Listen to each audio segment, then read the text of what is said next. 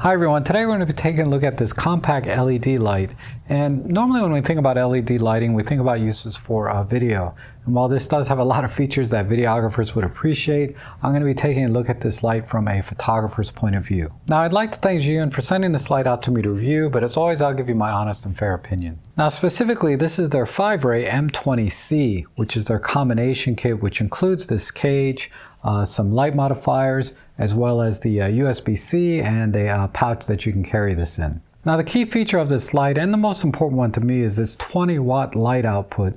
So it's much brighter than competing lights at this price point and size. Most of them are right around 5 watts, so you're getting nearly 4 times as much power out of this compact unit. It's also an RGB LED light, so you can get every color under the rainbow, whether it's through the app on your phone or directly using the controls on the back with this actually very intuitive menu system. This also has a bicolor mode where you can just set the Kelvin temperature with an additional setting for green magenta shifting so you can match the white balance exactly. And in bicolor mode at 5600 Kelvin, it has a very high CRI of 94 plus, so you'll get very accurate colors from anything you shine this light onto. And for videographers, this also has a lot of special effects built in, like candlelight, paparazzi, TV, lightning, and you know, one that's really kind of neat is their music feature, because this light also has a built-in microphone which is sensitive to sound, and it'll flash, you know, whatever color you choose as the music is playing or even while you're speaking.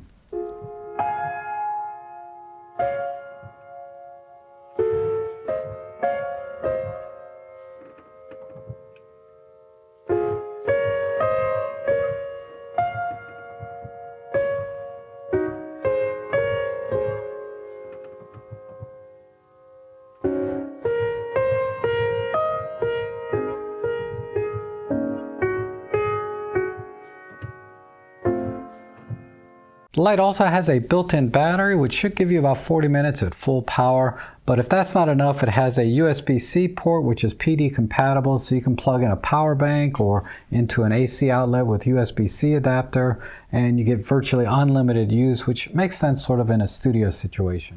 Now the combination kit that I have here includes this cage for the light, which has 3 cold shoes around the top and sides, and also a cold shoe on the bottom with a 1/4-20 screw. So it gives you a lot of options to sort of daisy chain multiple of these lights together, or to attach microphones and other accessories if you're going to use this on camera, say if you're doing any kind of vlogging or video work. And then finally, the back of the cage is magnetic, so you can stick this onto most metal surfaces and it'll stay there just fine. The magnets are very strong.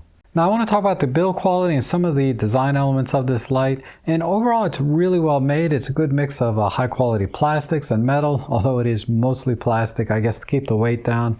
But on the back here, for example, we have a nice metal hinge that is magnetized. However, they put a nice little rubber coating on the back so that you won't damage whatever you stick this onto or scratch it. Also, we have a nice metal latch here to release the light from its cage, and it just slides in and out very easily. But then when you close and latch this, this metal latch makes it feel very, very secure in here. It's not going to come out. In addition to that, they included the 3 modifiers that I mentioned before. You have an additional diffuser, a nice little grid here, and then also some barn doors to help you shape the light overall. But these are also magnetized, so you can easily attach them either individually or you can stack them like so. So we have the diffuser. Now we have the grid attached, and then finally the barn doors, and they're very secure. They're not coming off. So very strong magnets here, which is nice to see. Now the last thing I want to talk about before I show you some footage of how I use this out in the field is the built-in fan here. And it only comes on when the unit starts to get a little bit warm or senses it's going to overheat. And so otherwise it stays off. And I was using this a lot outdoors in the cold. So it never came on at all. But when it does come on, it is audible. It's not loud by any means. I mean, if I hold it out about this distance, my microphone here is probably not going to pick it up. It's only when it gets kind of close, or if you're going to use this directly on camera and use the in-camera microphones, it's definitely going to pick up that fan noise. So if you're going to use this for video, you want to make sure it's at least, you know, 3 feet away from any microphones, or use an external wireless microphone like I use here. Now before I show you the footage out in the field, I wanted to kind of give you a little close-up of my everyday bag and how the M20 fits into this. So this is a very small Tenba DNA9 slim bag, and inside here I have a ton of stuff, right? I have my Pen F, I have my Godox V1 with the radio trigger here, and then as you can see here, the M20C with all its modifiers attached fits very nicely right there in the side, no problem. So it's very easy to bring everything along. I also have my Insta360 with a couple extra batteries here in the front. And another thing I wanted to show you, for extended use beyond the normal runtime you would get from the internal battery, I brought an external power bank. And this is magnetic, but I also have a basic cell phone holder with a hot shoe mount here. So let me show you how that works. Now out in the field, I didn't really need to use any of these modifiers. I just used the light just bare like this, but I did want to extend the runtime of the battery because usually I'm out for a couple of hours. And there's a couple of ways to do this. Now, if you're just going to be in the studio, it's pretty straightforward. You can just plug the USB-C into an AC adapter into your wall outlet, or you can attach a power bank to it to the back, because this is magnetic. My power bank is also magnetic, so I can just stick it right on there without having to run a cable into the wall, and then just plug it in like this. And I can get 3-4 hours easy out of this setup like this, and then just attach it to any light stand like that, and you're all set, right? No cables running from the light into the wall to trip over. So that's really nice. So it makes for a very nice light setup. Even out in the field, you might be able to get away with this, but what I recommend is if you're in the field, is to take advantage of these additional hot shoes to mount the power bank so it doesn't fall off, because if I shake it hard enough, it's going to fall off. So what I do is I use this cell phone holder. And you can get these everywhere, right? And now we have a nice secure power bank attached to the light. So I have, again, I can go easily 3-4 hours this way, and then I'll just attach this to my light stand out in the field. Of course, probably it's best to do this in the studio as well, but for the most compact setup, you can attach this magnetically to the light source, to the light itself, or out in the field, I recommend doing it this way, so you don't run out of battery power while you're doing pictures. And then another nice thing is when you're on a light stand, if I do want to use a diffuser, rather than use the attached ones, because I'm using a standard light stand attachment, I can attach one of these little mini umbrellas directly in like this, and then now I have a diffused light source. Now for the last couple of months, I've been working on a project doing environmental self-portraits, and I've been using flash before. When I got this light a few weeks ago, I decided to give LED lighting a try outdoors. So I've been going out the crack of dawn, and here's a shot without the LED lighting turned on, and you can see even at dawn, it's still pretty heavily backlit. But then when you add the LED lighting, I think it looks really good. It came out a lot better. So once I got a feel for mixing the ambient lighting with the LED lighting, I decided to up my game a little bit here. So here is without the LED lighting, and then here's the shot, wider angle shot with the LED lighting, and then here's the final edited image in black and white, and I think this came out really nice. Now I wanted to also try doing a little bit closer shot, so I put the light directly in front of me here and took this shot.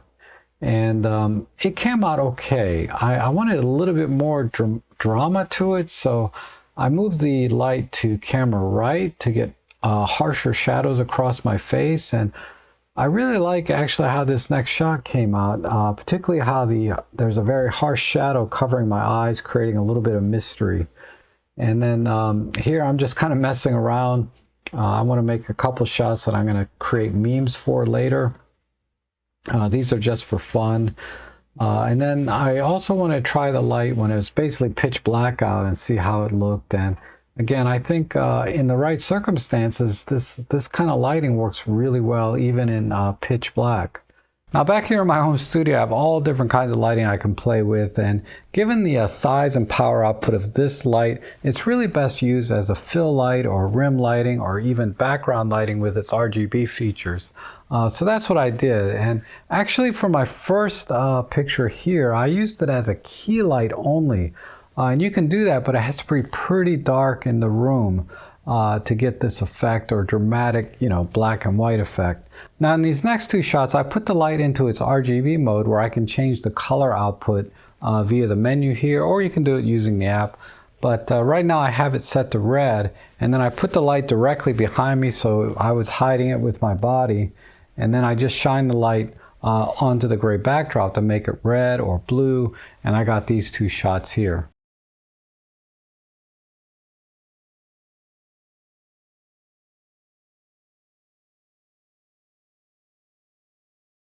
And then finally for this last shot, for the key lighting, I actually used a gobo to create this window blind effect. And then this light I used to shine onto the camera that I'm holding in front of me, because I didn't want that to be in the window blind effect because it wouldn't show quite as well. So what I did was, in this case, is I attached the grid and the barn doors to the light and focused the light directly like this down onto the camera in front of me and over my hands, so that the light doesn't spill onto my body and the rest of the background, thereby washing out all of the window blind effect that was coming from the gobo. So I think this shot came out pretty well. I could do a little better next time, but basically I did get the effect and exposure and the lighting that I wanted. Now, I will be making more videos in the future showing you how I use this light for different types of photography, like macro photography and focus bracketing and live composite and light painting. Because when you have a small portable light like this, where it's easy to shape the light and also you can do all these different colors with it, you can really expand your photography in areas that you couldn't do otherwise. And that's one of the reasons I got this light and wanted to show it to you. Now, I'll have my affiliate links down below that you can check out the current pricing. As of this video, I think I saw it for like $159, but prices tend to fluctuate. But they also gave me a 10% coupon off for my viewers here, so take advantage of that while it lasts. But I really like this light, and I hope you like this review. Thank you so much for watching, and I hope to see you again soon.